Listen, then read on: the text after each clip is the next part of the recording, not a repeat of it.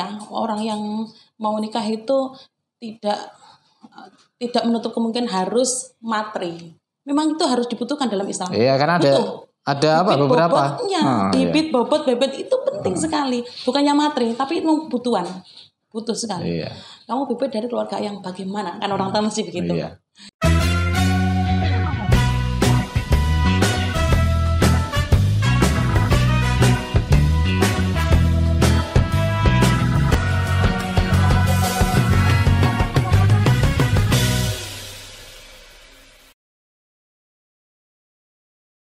Nuris Rafiqah, assalamualaikum Bu. Waalaikumsalam. Sehat terus ya? Alhamdulillah sehat walafiat. Anak umur berapa sekarang? Anak yang pertama umur 8 tahun. Yang kedua?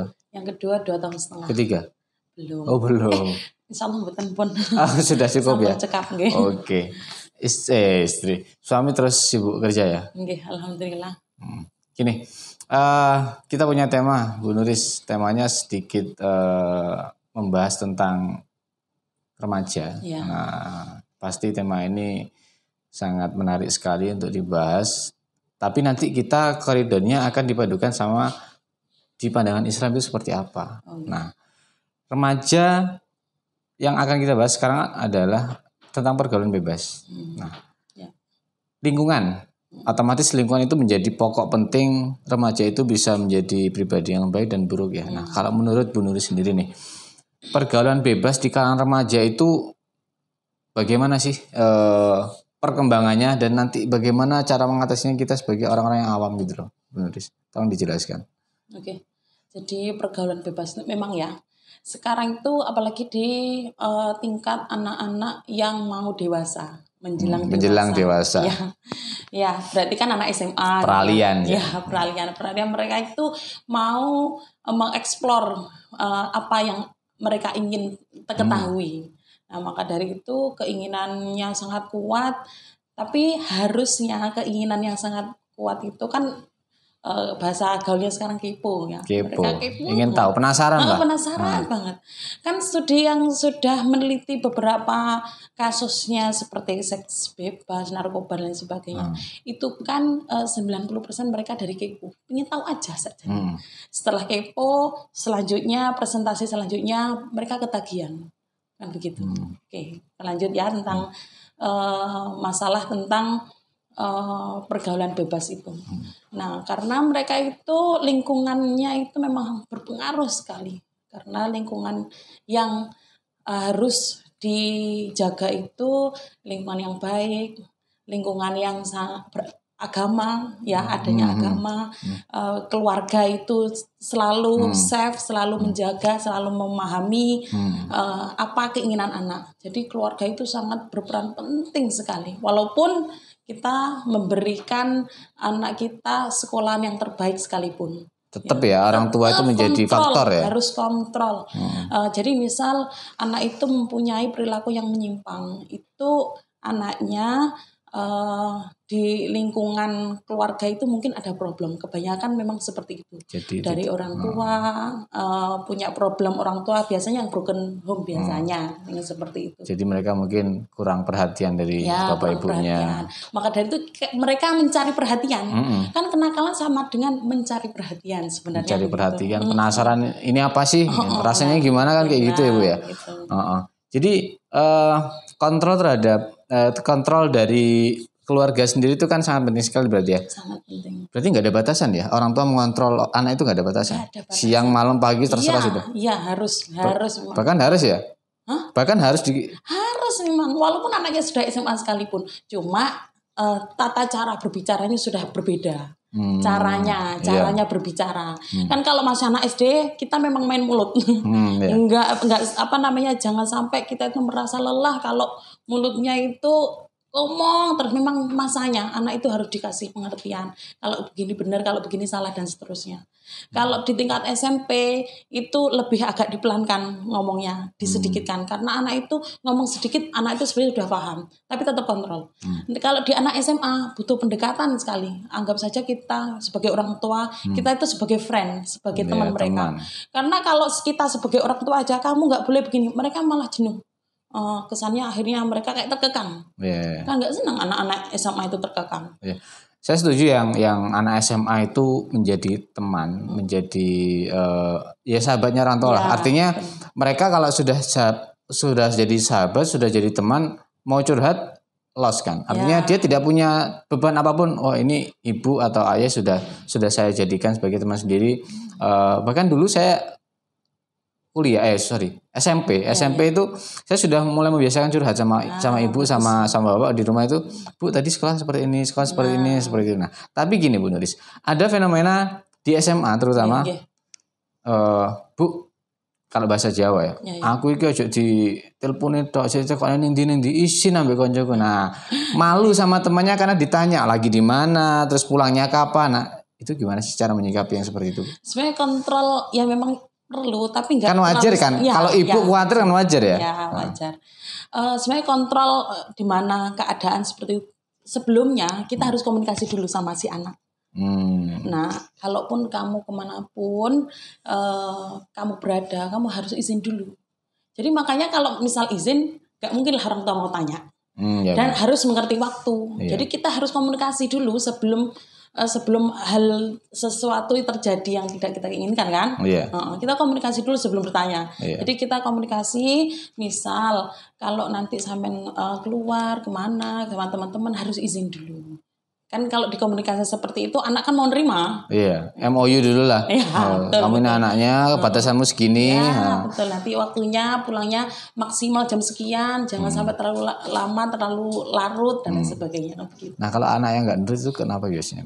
Kan ada ya, kasih MOU nih ibunya, nah kamu pulang jam segini, jangan segini. Nah itu kan demi kebaikan sebenarnya. Tapi kan ada anak yang berontak kan, Bu, aku ini sudah besar, pengen bebas dan itu gimana cara atasinya?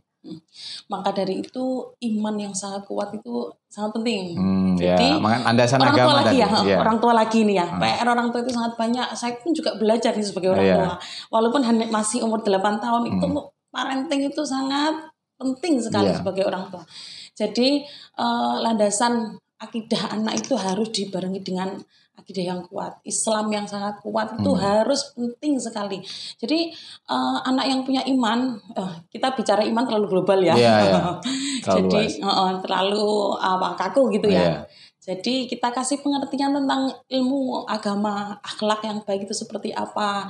Kemudian syariat Islam itu mengajari kita ketika berbicara dengan orang tua itu seperti apa. Setidaknya kita kasih misal nggak di pondok gitu ya, kasih guru ngaji. Ataupun kalau memang anaknya nggak mau berangkat, mendatangkan guru ngaji kan itu juga bisa sebenarnya. Menyempatkan waktu setelah sholat maghrib kan anak sudah nggak punya kegiatan. Maksudnya kalau kegiatan keluar kan anak itu biasanya kalau ada kegiatan luar kan setelah sekolah jam sore dan lain sebagainya. Jadi kalau memang sulit diajak untuk di pondok, oke lah nggak apa-apa, kita yang ngalahi. Ya orang tua yang mengalah. Orang tua lagi PR-nya memang banyak. Ya capek itu kan biasa. Dan memang kalau nggak capek ya tidak benar pahala kan benar seperti itu ya kalau orang tua kan seperti itu. Nah tadi saya setuju kalau landasan agama itu menjadi syarat penting di lingkungan keluarga untuk terus memantau anaknya. Nah saya pikir itu juga jadi pokok penting juga ketika anak tidak tahu landasan agama sehingga dia sampai melenceng ke hal-hal yang tidak baik. Contohnya pergaulan bebas tadi kan. Nah, berarti landasan agama yang seperti apa yang harus ditanamkan ke anak biar anak itu tidak ikut di pergaulan bebas gitu, Bu. Jadi kita sangat paling penting tuh ngaji tentang ya Al-Quran itu mesti mengajari, tafsirnya kan juga ada ajaran seperti itu. Kemudian tentang ilmu fikih berarti kan kalau homer itu kan nggak boleh. Itu kan bab itu aja mereka kadang nggak paham tentang homer. Apa sih homer itu? Berarti jangan sampai kita setetes pun kita kan mencoba kan bab itu kan juga mencium aja nggak boleh kan? Jadi setidaknya fikih itu adalah ilmu yang sangat utama. Memang dasarnya. Memang dalam Fathul Qorib pun juga tentang ilmu fikih itu sangat banyak sekali yang perlu dibahas. Berarti kan anak itu harus dipaksa untuk memahami itu kan. Berarti kalau anak itu tidak punya wawasan tentang itu, otomatis pergaulan bebas kan gampang masuknya kan gitu ya Bu ya. Benar sekali. Iya. Gini Bu, istilah yang tren menurut saya dulu ini trennya gini, ini bahasa Arab, tapi itu sering dibicarakan yang berkhalwat gitu loh. Oh ya, khalwat. Apa sih khalwat itu, Bu? Oh ya, jadi khalwat itu sebenarnya berduaan antara laki-laki dan perempuan, berduaan. Kita nggak berdua, ada kru di sana banyak kan ya? Banyak sekali ini. Ya. Jadi, oke, lanjutkan juga. Kemudian berkhalwat itu antara laki-laki dan perempuan, yang ketiganya adalah syaitan kan gitu. Istilahnya dulu kan gitu ya. Jadi seperti itu. Kemudian ada lagi yang lebih parah, kemudian ikhtilaf ya. Ikhtilat itu pun juga tidak diperbolehkan. Itu adalah antara, kan kalau laki-laki dan perempuan itu kan global ya, entah itu sudah menikah ataupun belum, yang jelas adanya akad itu sangat penting kalau memang sudah mau berduaan. Jadi makanya la taqrabu zina fa inna fahisyah ya. Jadi seperti itu. Innahu kana fahisyah. Nah, ini artinya adalah janganlah kamu mendekati zina. Sesungguhnya zina adalah suatu perbuatan yang sangat keji dan suatu jalan yang buruk. Jadi begitu. Jadi kita lebih baik prevent is the better than cure. Jadi pencegahan itu sangat lebih baik daripada kita mengobati loh. Iya, karena lama kalau mengobati kan. Mengobati sulit ya, lama. Iya. Lebih baik kita menghindar kan? Menghindar saja. Cari aman lah. Ya, cari aman, betul. Nah, berarti kalau berkhalwat sama pacaran sama berarti ya artinya? Sebenarnya ya sama. Sama? Iya, sama. Nah, sekarang ada istilah gini nih. Relationship with health apa ya? Jadi hubungan ya dalam konteks ini pacaran ya. Pacaran, kalau pacaran sehat itu sport. Jadi membosankan gitu. Nah, bagaimana Bu Nuris menyikapi hal tersebut? Jadi bagi pemuda-pemuda sekarang itu pacaran sehat itu membosankan gitu loh. Padahal kan dari pacaran sendiri sudah nggak boleh. Tapi mereka malah beropini pacaran yang sehat itu membosankan. Coba kasih landasan buat pemuda-pemuda ini agar mereka tahu mana yang harus mereka pilih gitu, Bu. Oke. Jadi sebenarnya khalwat itu pun sebenarnya tidak boleh. Tapi memang antara laki-laki dan perempuan mempunyai rasa cinta itu sangat wajar. Wajar ya, manusiawi ya. Manusiawi. Dan boleh kan? Nggak boleh. Kalau tidak punya rasa seperti itu malah tanda tanya. Iya. Normal nggak? Ya, normal saja. Tapi sesuai dengan syariat. Kalau kita tidak mengetahui tentang ini batasannya antara laki-laki dan perempuan, batasan hifdzul basyar, jaga pandangan. Kemudian berpakaian yang sangat tertutup. Ya, aurat itu sangat penting. Karena kalau kita tidak menutup aurat, maka akan memberi kesempatan orang lain untuk melihat aurat kita, kan seperti itu ya. Iya. Selanjutnya tentang sopan santun kepada orang lain. Kalau cara bicaranya jadi begitu ya. Boringnya itu karena mungkin terlalu begitu-begitu aja. Itu kan tergantung orangnya akhirnya. Iya, tergantung orang yang menjalani kan. Iya, tergantung orang yang menjalani. Mungkin mereka yang bilang seperti itu kan dia punya kebiasaan yang lebih dari itu. Nah, makanya semoga tidak ada orang-orang yang di luar koridor agama ya. Artinya di luar dari syariat yang tidak diperbolehkan. Kita itu sebenarnya sangat beruntung loh ya di negara kita, di negara Indonesia. Kalaupun ada orang yang zina, naudzubillah min dzalik ya. Itu hukumannya nggak seperti orang-orang yang di Mesir sana kan ya. Dirajam. Dirajam lempari batu sampai meninggal. Tapi di Aceh itu pun juga sudah diterapkan sepertinya. Iya, benar-benar. Maka dari itu yang lebih penting adalah prevent lah, pencegahan. Ya. Gini Bu, orang mencegah itu kan harus punya dasar toh. Dasar kita untuk mencegah itu apa? Misalkan nih, saya takut sama api misalkan. Ya saya menghindari api tersebut karena apa? Saya takut sama api. Nah, kira-kira mencegah untuk tidak berkhalwat, tidak melakukan hal-hal yang di luar batasan agama Islam itu seperti apa? Kita harus punya dasar apa gitu loh? Oke. Jadi saya cerita tentang sebuah pohon ya. Jadi pohon itu ada akarnya. Ya kan pasti ada akarnya. Jadi akar itu adalah akidah. Jadi akidah itu yang kita tanamkan adalah keyakinan sebuah Islam. Islam itu adalah yang agama yang benar untuk kita. Kemudian batangnya itu adalah sebuah asas, perbuatan asas atau Hmm, Tiang. apa? Ya tiangnya ya. Tiangnya, perbuatan asas itu berarti kita sebut Ya, tentang sholat, ya. ya kan? Jadi pohonnya itu adalah bagaimana kita mengkontribusikan hidup kita itu, kan kita itu di dunia ini harus memang hanya beribadah, kan begitu. Akidah sudah tertanam, sudah tertancap, kemudian pohon sudah mulai berdiri. Nah, jadi kita harus memperbaiki sholat. Kalau orang sudah mengerti sholat, sholatnya rajin, mengerti tentang hakikat tentang sholat tersebut, maka orang itu kemudian ada pohon, ada apa itu, dedaunannya, ada buahnya. Nah, itu akan menjadi akhlaknya. Nah, akhlak yang baik. Kalau sudah sholat bagus, kemudian akhlaknya akan menumbuhkan di dalam hati. Jadi seperti itu. Berarti akidah harus kuat, kemudian sholat harus diterapkan, karena as-sholatu wa imaduddin. Sholat itu adalah tiangnya agama. Maka dari itu kita sebagai muslim wajib sholat. Anak-anakku sekalian, insya Allah semuanya kemarin sudah saya tanyai satu-satu, Pak. Anak-anak setiap di kelas itu tanyai, yang bolong apa Mas? Itu tak tanya satu-satu, Pak.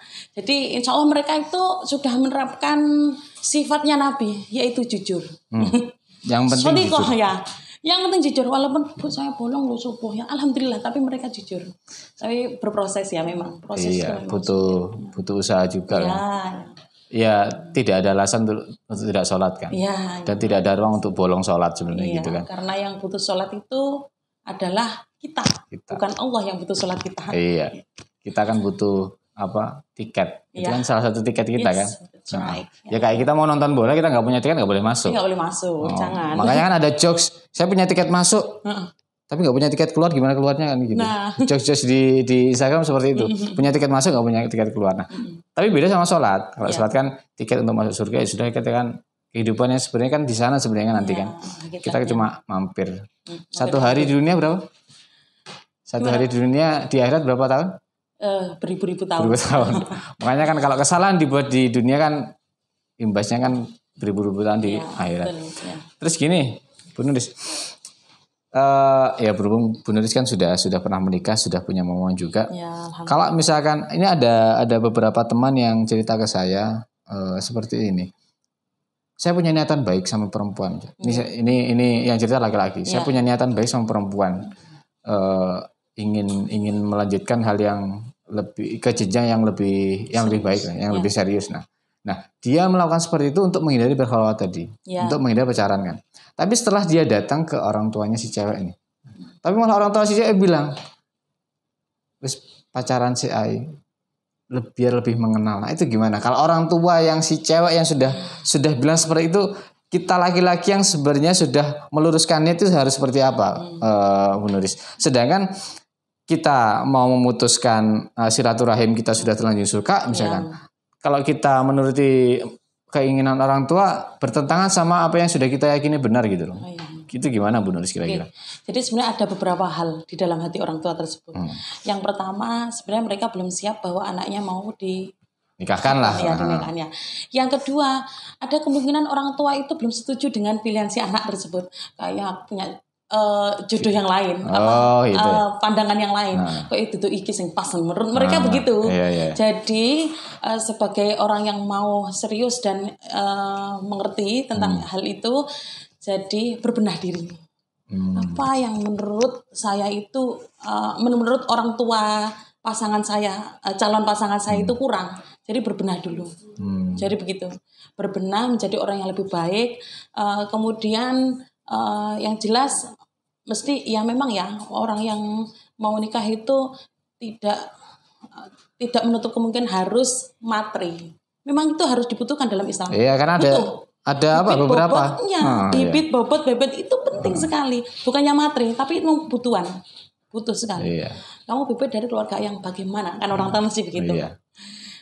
Kemudian bobotnya, ilmunya sudah sampai mana kan begitu. Mungkin mereka kan mestinya berinteraksi, berkomunikasi.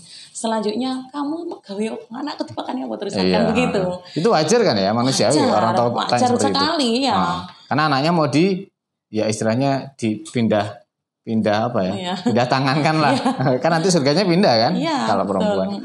Seperti itu. Dari kecil loh sudah dibesarkan, kemudian dibiayai sekolah, disekolahkan dan lain sebagainya.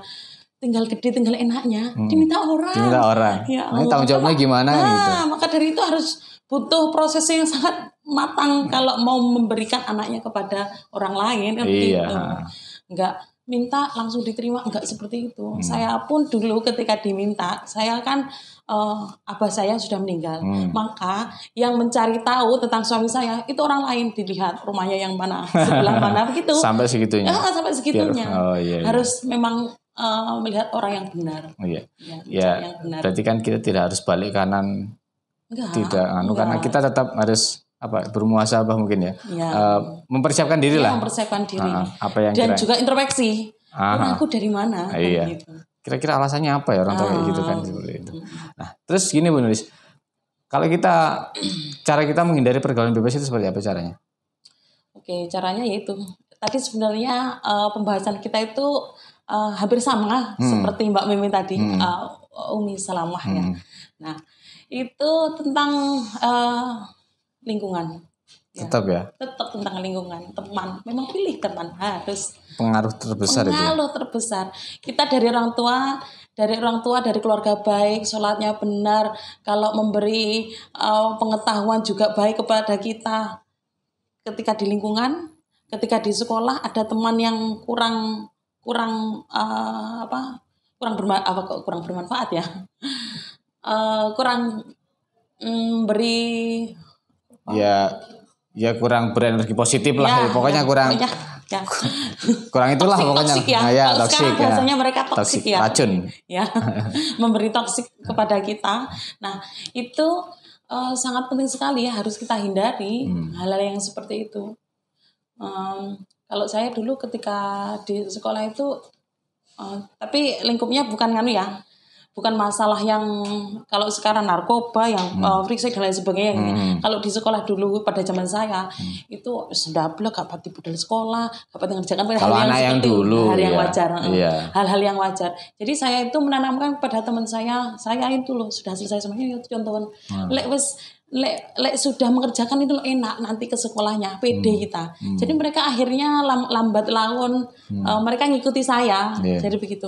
Lek ketika sudah hafal apa yang diminta sama guru, hafalan nanti ketika di kelas kita pede juga memberi hafalan kita, memberi pengaruh baik kepada teman kita. Kalau bisa kan seperti itu. Ya. Tapi selama ini ada beberapa anak-anakku sekalian itu kan pengaruhnya sangat buruk ya kepada temannya, yaitu toksik tadi. Alhamdulillah, semoga kita terhindar dari hal-hal yang seperti itu. Amin. Ya sebenarnya sederhana saja, kalau kita nggak bisa memberikan manfaat ke orang lain ya kita nggak usah ikut. Ya menghindar aja kan, seperti itu kan sebenarnya. Ya. Ini ada topik berita, pasti Bu Nuris juga update berita tentang guru yang melakukan kekerasan seksual terhadap muridnya. Itu kalau menurut pandangan Bu Nuris sendiri gimana sih? Kita sebagai guru dan nanti siswa itu bagaimana untuk menjaga diri dan menyikapinya gitu loh. Sebenarnya itu ada beberapa faktor ya, dari gurunya sendiri sudah akhlaknya yang seperti itu. Dasarnya sudah berarti ya? Dasarnya benar. Kemudian dari muridnya. Kalau muridnya saya kira itu memang dari keluarga yang kurang mampu, kemudian dari SDM-nya yang kurang, jadi wawasannya yang kurang. Kemudian dikasih info seperti itu dari gurunya, kamu itu harus seperti ini, jadi manut saja. Ya seperti itu. Tapi sebenarnya Islam tuh nggak yang seperti itu. Itu sebenarnya Islam aliran yang kurang baik sepertinya. Malahan ya. Sepertinya begitu. Karena Islam itu rahmatul lil alamin. Karena itu memberi rahmat kepada semuanya. Jadi seperti itu. Dan memang Islam itu kan mempermudah kan sebenarnya. Ya, mempermudah sekali. Gimana kitanya aja membaur di lingkungan itu tadi. Iya, benar.